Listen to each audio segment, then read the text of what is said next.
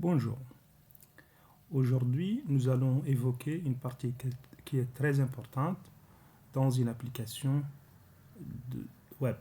C'est la gestion des rôles et des permissions. C'est-à-dire qui a le droit de faire quoi dans l'application.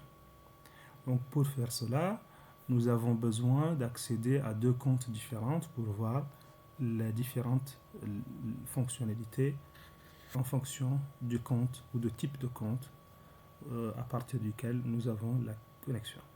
Donc dans cette fenêtre, nous allons connecter sur le compte administrateur, donc super user. Dans le deuxième compte, nous allons connecter avec un compte user simple que nous avons créé dans les vidéos précédentes. Donc quand on voit la différence,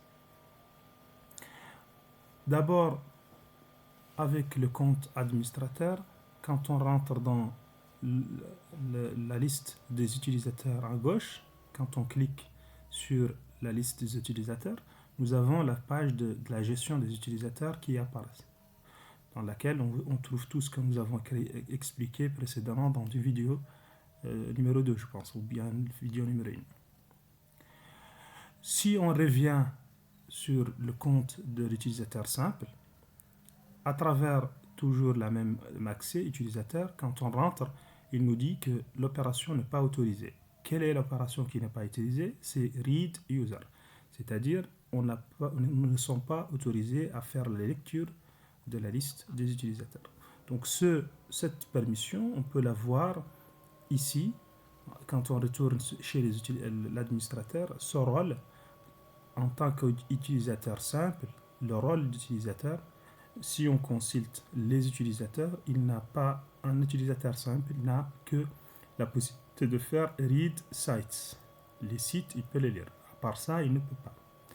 Maintenant, nous allons donner à l'utilisateur user simple le rôle, bien l'autorisation de lecture de la liste ou de consultation de la liste des utilisateurs.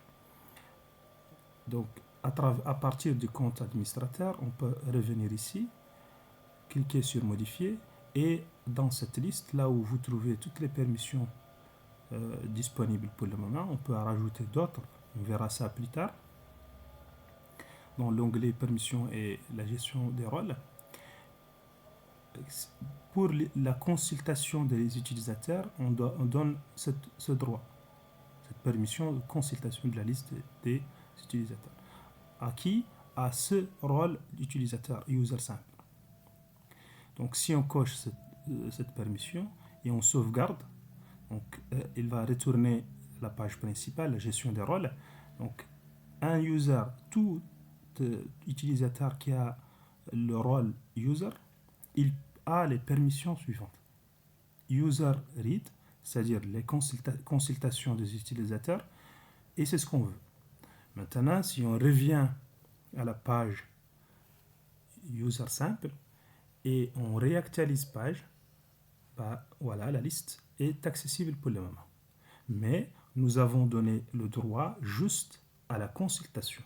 Pas de modification, pas de suppression.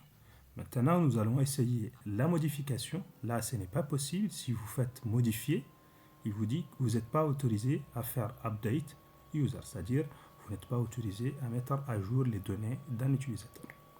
Pareil pour la suppression, si on clique sur supprimer et on fait supprimer, il va vous dire l'opération n'est pas autorisée. Quelle est l'opération qui n'est pas autorisée? C'est delete user. Nous ne sommes pas autorisés à supprimer un utilisateur. Donc voilà, aujourd'hui nous avons expliqué comment donner un rôle et qu'est-ce que ça va donner comme impact sur la façon de gérer les différentes ressources. Dans d'autres vidéos, nous allons voir les différentes fonctionnalités, comment créer un nouveau rôle, comment créer d'autres permissions. Donc juste donner l'accès à des données avec un compte administrateur. Merci beaucoup.